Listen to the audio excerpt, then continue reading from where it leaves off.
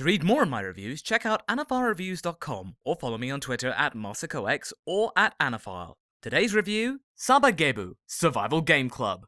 Whenever you transfer into a new school, it's a tough experience, especially when you've done it practically 1,000 times in your short life. You find it hard to make friends and keep them as you're travelling around. It's an emotional and mental challenge in which to survive. You either just ignore the situation and become a social recluse, or you choose to buck the system and act like a total jerk, because it won't matter, as you'll probably be transferring again soon and never have to see them again. Just like the protagonist of Sabagebu. She and the show throw shoujo convention out of the window in a storm of bullets and shrapnel.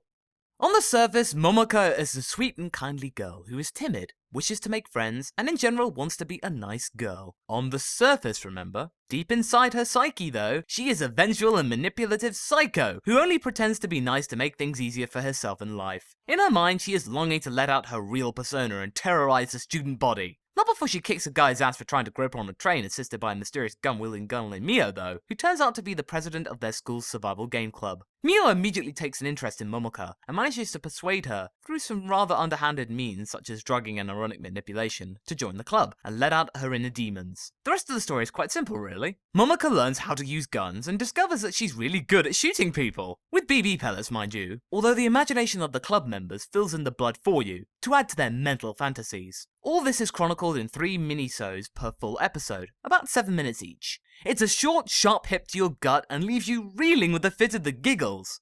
Most of the time. From the get-go, Sabagebu wishes to tear the rulebook of both shoujo manga and anime. Gone is the sweet transfer student, and in its stead is a twisted, evil bully coated with a sweet exterior. You can immediately think that there's no hope for Momoka based on that initial premise and that you should hate her, but she's actually a good person once you get to know her circumstances. She's actually quite smart and knows the stereotypes rife in schools, especially shoujo schools, and chooses to stand up loud and proud and shout "Nope!" to convention. Mio and the Survival Game Club admire this and quickly persuade her to join them in their comedic fascination with armaments, peppered with a vivid imagination. Mental blood flows all over the place when the girls choose to practice, and the one who is usually dishing it out is the new recruit. The outlet is potentially the best thing for Momoka, as it allows her to freely express herself, and by the end of the first episode, her true nature is free to torment the girls who had previously bullied her, using traditional female drama techniques of psychological warfare. Seeing these bully tactics backfire in the extreme was so satisfying, with the added benefit of seeing Momoka and Mio as strong and confident women, which was so pleasing to see. They know what's going on and revel in it. When you meet the other club members, Maya, Urara, Kaio, and their mascot Platypus Platy, who could give Perry the Platypus a run for his money, it's clear that these girls are true blue friends whom enjoy sharing their insanely obsessive hobby, to the point where they caress their BB guns as if they were lovers. I think if Sabagebu could be summed up in one word, it would be What makes me love this show so much is that it is totally self-aware.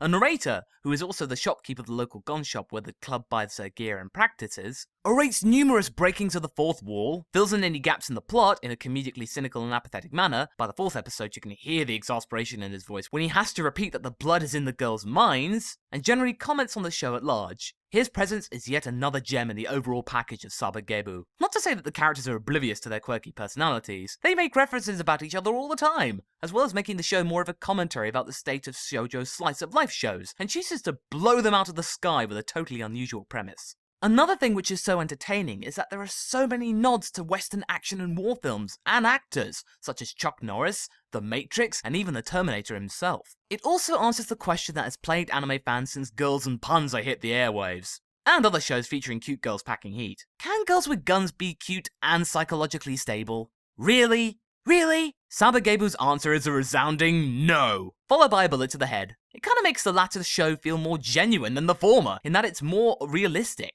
These girls are gun nuts. Simple as. That's not me making a sweeping generalization or anything. They are shameless with how much they love their weapons. All this tied up in short, rapid-fire mini-stories which mostly hit their target. Of course there will be duds every now and again. There's a minisode concerning weight gain on Momoka's part which seems poorly handled, speaking as a guy who dealt with similar weight problems a while back. Apart from that, this show is a riot.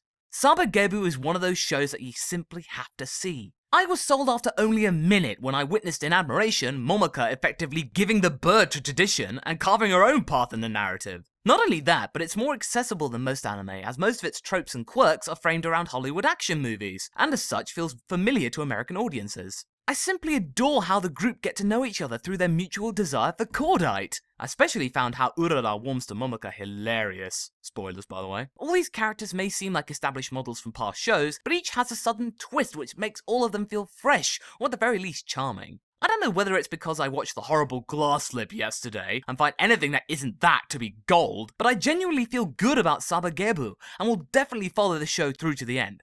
Sabagebu is available to stream on Crunchyroll. My rating? Continue. A surefire success in deconstructing shoujo stereotypes with some kooky action thrown in.